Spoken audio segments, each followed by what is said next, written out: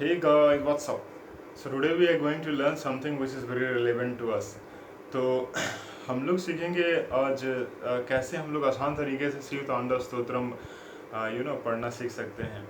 तो मंत्रों की क्या मतलब इम्पोर्टेंस होती है हम लोग की लाइफ में। तो मंत्रों का जो निर्माण होता है, मंत्रों को जो बनाते हैं बहुत ज्ञानी लोग बनाते हैं और उनके जो संरचना होती है, छंदों का जो निर्माण होता है, एक खास तरीके से खास तरीके से उनको कंपोज और बनाया जाता है।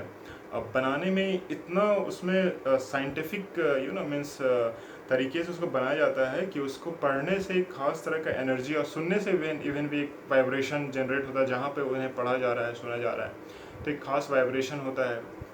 तो इसको बनाना एक मीन्स बहुत ही टफ होता है, जो सबके लिए मीन्स इट्स नॉट पॉसिबल।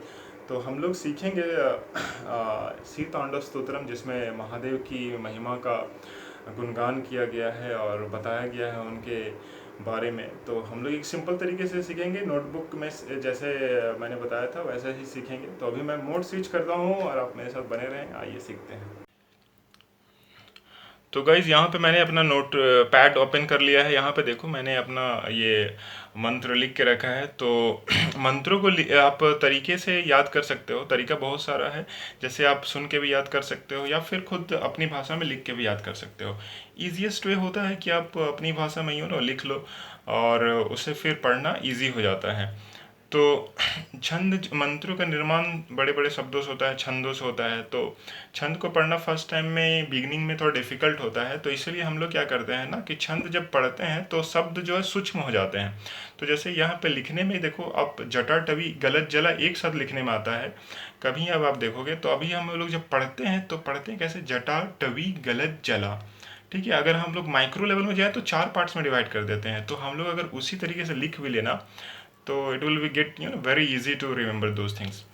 तो यहाँ पे वैसे ही मैंने किया। कैसे किया, जटा टवी गलत जला। तो अब देखो गलत जला को भी मैंने 2 पार्ट्स में डिवाइड कर दिया, गलत जला।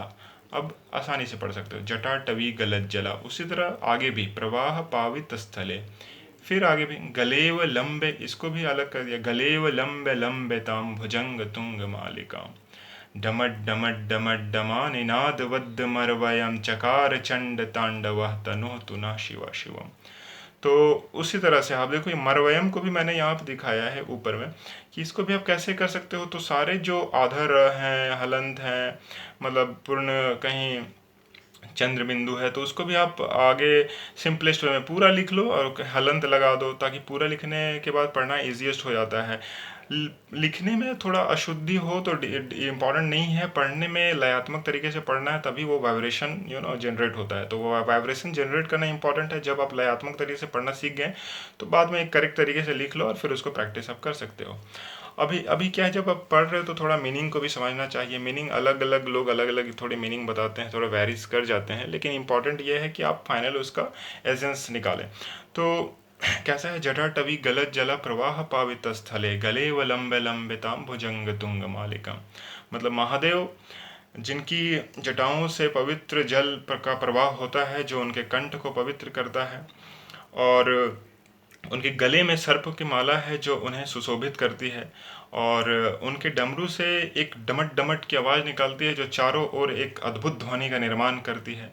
महादेव एक भव्य नृत्य करते हैं जिसे हम तांडव कहते हैं। और महादेव इसी प्रकार, महादेव की कृपा हमारे जीवन पे बनी रहे।